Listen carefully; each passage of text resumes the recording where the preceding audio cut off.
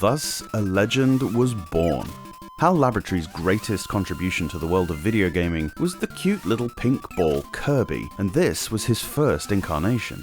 Amongst the most famous games on the whole system, it started the ball rolling for a wonderful franchise, albeit without a couple of Kirby's most renowned character traits. First of all, it wasn't until the NES game Kirby's Adventure the following year that it was decided Kirby should be pink. Obviously this game is grayscale and he's white on the cover art. The gimmick of this series is that Kirby can inflate himself to a much larger size and become airborne, but also inhale enemies and absorb their powers. You can ingest the monsters, as well as blocks and such, but pressing down merely swallows them here, it doesn't give you any skills. This was another thing that didn't surface until the second game in the franchise on the NES.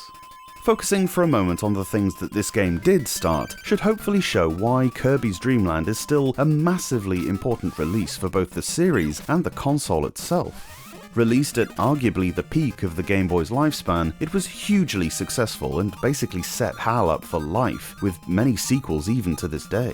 The gluttonous King DDD, not me, and his rotten band of thieves have swooped down onto Dreamland from the nearby Mount DDD, stealing not only all the food, but also the Dreamlander's sparkling stars as well.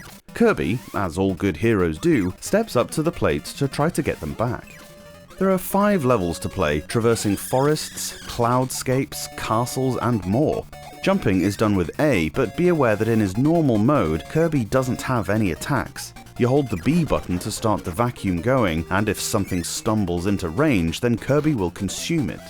You move slower when holding an enemy or a block in your mouth, but pressing B turns whatever you have into a projectile that you can take other enemies out with. Push up on the D-pad at any time to have Kirby suck in a huge gulp of air, inflating and becoming airborne. This does allow you to traverse large chunks of the game if you so choose, although that's not much fun. Fortunately, this idea is featured in a lot of sections, meaning you have to do it to climb towers or get across clouds and so on. You can also fire out the air by pressing B, which also acts as a weapon and brings Kirby back to the ground. Because the inhalation gimmick is Kirby's only means of offense, the methods to defeating bosses will always depend on it. The first level is the famous Wispy Woods, a big tree that drops apples on you. You have to swallow them and then fire them at the tree's face a few times to beat it. There's a pair of little block-pushing fiends called Lololo and La that can be a little tricky. You need to steal their blocks, jump out of the way, and then fire the blocks back at them. When you finally get to King DDD himself, a fight that takes place in a wrestling ring, you merely need to dodge a lot of his attacks, but there are a couple he does that generate these stars for a split second. Suck these in and fire them back at him to win. Kirby games are renowned for having both amazing music and graphics, and the benchmark was certainly set right here in the first one. Even limited to the 4 shades, a fantastic job was done drawing everything. The various sprite animations are so charming, Kirby's little skits before each level are a delight, and the enemies have so much character, you'll almost feel bad for swallowing them whole. The famous music is something that began here, themes that recur in virtually all iterations from the early 90s to modern day that fit the game's feeling to perfection.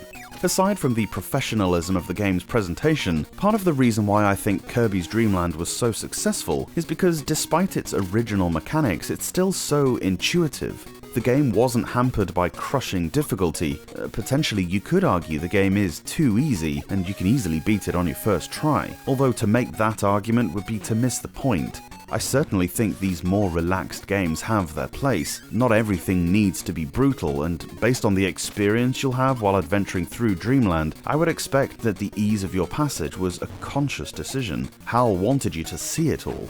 The game is not long, and looking at it retrospectively, even from a year or so later, it does seem somewhat simple. Despite that, there are many Kirby fundamentals to be found here that persist right up until today.